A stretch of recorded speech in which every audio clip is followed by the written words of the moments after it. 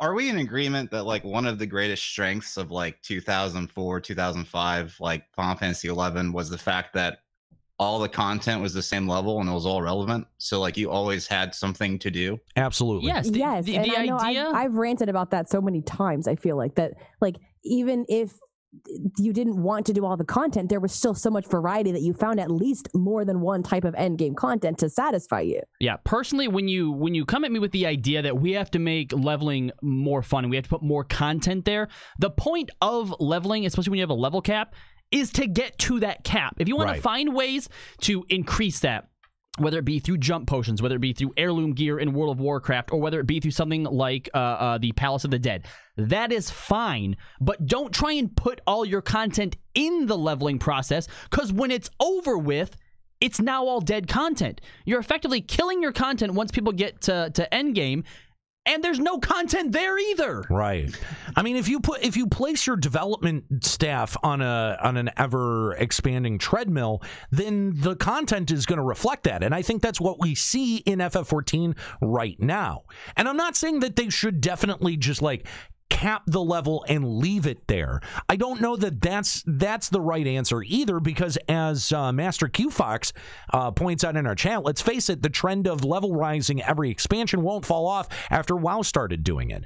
And you're kind of right. Like I think that WoW does set the norm for MMOs these days, but at the same time, I don't know that the FF14 dev team is listening enough to the community to be able to tell what is engaging content and what's not, because we keep getting these flailing attempts at things like Eureka and Diadem. The Eureka change is a perfect example. Exactly. We get these flailing attempts, to try to address that kind of stuff, and they don't end up working out. Band-aids, that's all they are. Right, exactly. And I mean, you just look at Animos as, that's the most recent one. No. Pagos. Look at Pagos as a perfect example of that, right? Like if they had expanded on what people liked about that system, then I think you would have a very healthy player population in there even day one. But they've been struggling to get people into Pagos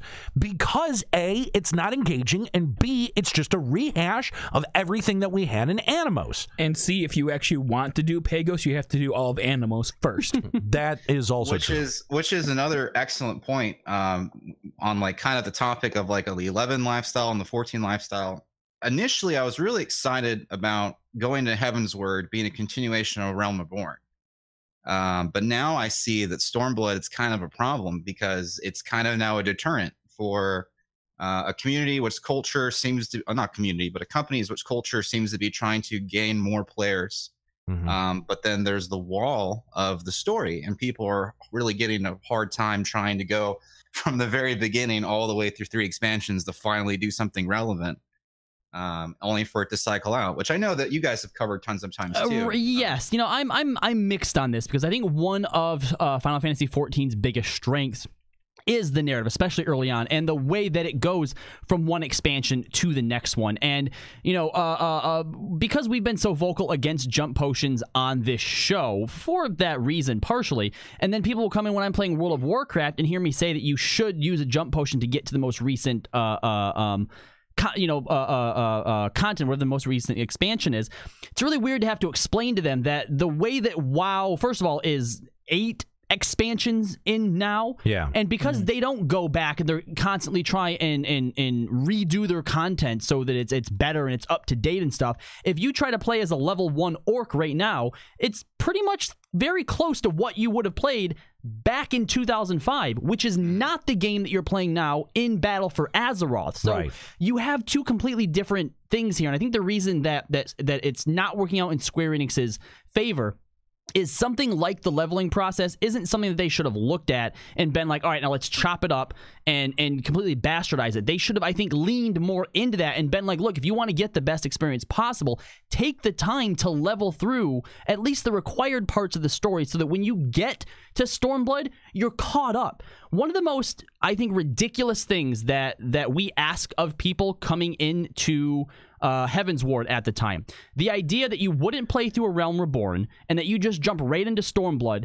and have no clue who the Scions are as you're finding them and rescuing them every other patch was so insane to me. That was one of the biggest drawing points of the narrative going through Heaven's Ward. And how does WoW's do it? Like all of the expansion narratives are separate, right? Yes, none of the expansions rely heavily on themselves. Obviously, by knowing the story, do you like get more out of it? Yeah, sure. It's kind of like Marvel movies in a way. You do get more out of it, but in World of Warcraft, you're not the person that is single-handedly making all the changes. Like stuff isn't happening because of you. Right. You're there and you help.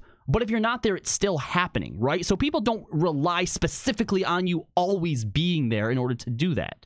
Well, and I think that that's a smarter way to do, to organize your narrative so that, if people don't even, if they never get there, they can go and inform themselves about the storyline and feel like, like they didn't miss out on something, right? If you came into Battle for Azeroth, all the stuff that happened before is just history. Right. You've maybe heard about it, but you don't have to have lived through it to know what's going on right now. There's a disconnect with FF14 because being the Warrior of Light implies that you have actually had a hand in most all of the events that happen. That would not have happened otherwise. The most significant events, right? Can you guys name one event that has happened in Eorzean history since 2.0 that's happened off screen? Anything? I mean, the disappearance of the Isle of Val, maybe. Yeah. I mean, that definitely happened off screen, and we've heard tons about it. And now we're part of it, and now we're going to be the one that figures out its mystery. Yes. Like they even though Kryl and Geralt and all of them are there doing the mystery, they won't solve it without us. Not without us. Exactly. And none of my peers know that that's what Eureka is. So like I had to be like, oh, I think this is like when they reference that, oh, the island's gone and they don't know where the scholars of whatever are. I think this is that place, and people are like, "What are you talking about?" Mm-hmm. Right, yep, absolutely is. Yeah, and I mean, I think that is, that works a lot to both Final Fantasy XIV's favor and not to its favor at all, because you're right. In WoW, you can feel like you can skip all of that shit and not really miss out on a whole lot. Right, it's just history that happened in the world. And again, if you as a player want to go back and witness that history, you can, but it's not something that you're required to do to be able to feel like you're actually filled in on the story. I sort of feel like playing a jump potioned character at this point in FF14 would feel like playing a character that's not yours. Oh my god, that is such a good way of putting it. Yeah, I don't mind a level jump, honestly. Mm-hmm. The story jump does bother me. Yeah. Well, for this reason. The idea that if someone were to start playing Final Fantasy XIV right now, Alamigo and Doma are still under Garlean control. Right. So there's even like this weird like time bubble type thing. Whereas if you start playing World of Warcraft right now, the Cataclysm has happened. Right. So if you create a character, there's no one at this point who's quote unquote born before the Cataclysm happens. It is a fixed point in time. That world is constantly evolving without you, whereas FF14 does not move without you. Yeah. It almost feels like it can't even take a single step without your direct involvement. Yeah, because it's like we're playing a single player game online. Yeah. Yeah, it's pretty easy to diversify that, right? Because if we look at the main scenario and we try to remove ourselves from the main scenario and also drop like all of the random fetch quests that exist in the main scenario and go back to more of an 11 approach where it's like you have 12 Zilart missions or whatever, like 21, and they're all big things. None of them are like, go get fish for this guy to get a bottle of wine to give some guy for some cheese. Right. They're all long and involved and stuff like that. Yeah. Yeah, but we can do storyline where you're less attached and then do something more like the Binding Coil of Bahamut, which is optional, and then you can fully immerse your character into it, and it doesn't really affect anything else. And I feel like that would probably be a good middle ground, right? Poor Narex in the chat says, I skipped every cutscene and skipped every dialogue box because I wanted to reach the end game. Joke's on you. There is no end game. I mean, I would sympathize with someone who did that because You know, I think that it would be appropriate for almost any other game, but specifically for FF14, and I would also lump Elder Scrolls Online in this category as well. I don't fast click through anything, right? The reason why I'm there is to learn more about the world. And unfortunately for FF14, I feel like some of the mystery has been taken out of Eorzea for me. And I don't know if that's ham-fisted writing or whether it's just the way that the game has evolved over 3 expansions. I feel like there's not much mystery left in the world. And, the mystery that I was interested in, which was the Isle of Val, ended up kind of not panning out in the content didn't end up panning out in the direction that I was hoping. So I've kind of been stymied on that. And it really ends up impacting my my enthusiasm about logging in. Whereas, with Tamriel and Elder Scrolls Online, there's a lot that still interests me. There's most of their storylines are much more smaller and compartmentalized, and you feel like you're having a direct impact on the world. Whereas you're right, FF14, it just feels like, hey, it's the Warrior of Light. What are you fixing today? That kind of gets a bit monotonous after a while. So, speaking of things like the Cataclysm, though, say for example, this expansion does end with a Calamity, and the next one starts with a Calamity. Even still, if you start a new character, you're gonna be pre-Calamity. Yep. And the Calamity is not going to be until the next expansion. Unless they do a total overhaul. A total overhaul, which would make something like that, justifiable, right? But the thing is that they'd have to go back and kind of retool a lot of the existing content. Yeah. Not just the story. I mean, there would probably have to be something that catches you up on the story as you start. But I do think that they'd have to write an entirely new 1 through level cap experience. Well, yes. Otherwise, you're right. You would just be pre-Calamity. The thing is, though, I think we're at a point in this game where you can put the fast forward button on that entire process, right? Like if you go back and this kind of goes and speaks to the idea of the overworld functioning differently than it does right now. Because right now, each zone has a level range, and you're supposed to be doing fates inside of that level range in those zones. So if they go back and they do another Calamity, and let's say they just retool all of the zones to be super high level, right? Like maybe where do you level at though as a new character? Right, okay, yeah, that's a great question. You've got Palace of the Dead and now Heaven on High. So new people coming in, you basically just tell them run this content over and over and over again until you get to the level cap. Kinda, yeah. I mean, buy a jump potion. That's a community problem, because that addresses so many things simultaneously. Where it's like, so when a new patch comes out, because me as a player, I'm interested in everything the game offers, I diversify, and then during the leveling process, I hate fates, so I avoid those. And I try to do as many things as I can. So 99% of people operate the exact same way, where, I think if you left them to their own devices and you didn't give them the option of leveling off of fates, that you could do Dungeon and Heaven on High / Palace of the Dead to level cap and be fine. Yeah. Because there's so many ways to go about it, and that's one of the things when we were transitioning to getting PvP even, when that was first starting, when Wolves Den was coming out, I was in the forums for the official forums, and I was like, hey, you need to make this so that we can get EXP out of it, and we can join at like level whatever, so that this is just another way for people to do stuff. Sure, makes sense. And I thought that was cool. Yeah. But then we see things happen like Eureka, where it's like, yeah, there's only one good way to do things. And a lot of the culture is like, yeah, you're going to do Palace of the Dead and only Palace of the Dead. And it's like, well, guild leaves are pretty cool because they'll give you a ton of EXP in like 40 seconds. Kahlo, it sounded like you were trying to poo-poo the idea of changing the overworld for leveling. How many people do you actually think use the overworld for leveling? No. Not necessarily what I'm saying. I think that if they were to do a Calamity as of right now, that would probably be the smartest thing that they could do, right? They need to reset it again, just like they did with the Realm Reborn. Yeah. They would have to retool everything, which is why I don't think they would do it. That's way more work than I think that they are capable of putting into a new expansion. But essentially, in order to save this game, they would have to start all over again. Why not? Why not take the zones immediately outside of the 3 city zones and then organize them in the same way that they've organized Eureka, where you have sections of the map where different level mobs spawn, and maybe there's a fate or two there, right? So that for those people who still want to level off of fates, which I don't know So 9 zones, you could easily shove the leveling process into 9 zones.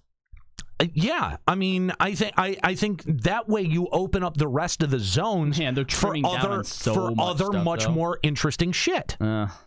It's a great idea, but not one that I see this current company effectively doing. Well, effectively doing it, that's debatable. But how else do you go back and make the world more for veterans as opposed to those just coming in? Can you? I think you can. Yeah.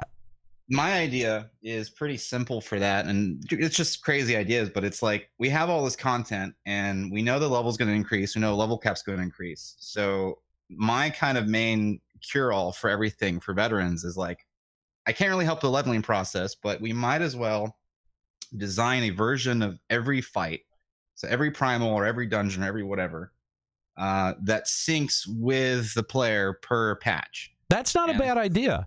I think it might actually be more possible than I originally thought, because I'm pretty sure you can just apply the Rajas ring theory to everything.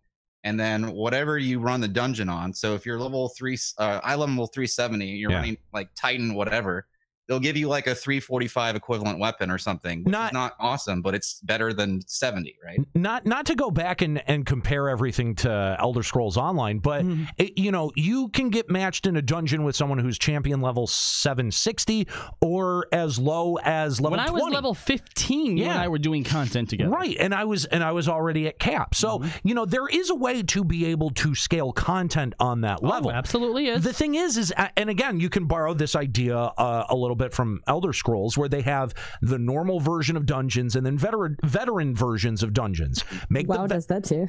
Yes, exactly. Make the veteran versions of those dungeons scale to whoever the highest level or eye level is in that group. That's a very proactive and easy way where you're not having to turn around a whole bunch of new content to be able to serve that portion of the population. Instead, we get hard mode dungeons, which are not hard at all. Well, and the hard mode dungeons have some kind of, they're like different dungeons. Yeah, they're just sequels, reordering of the content or something.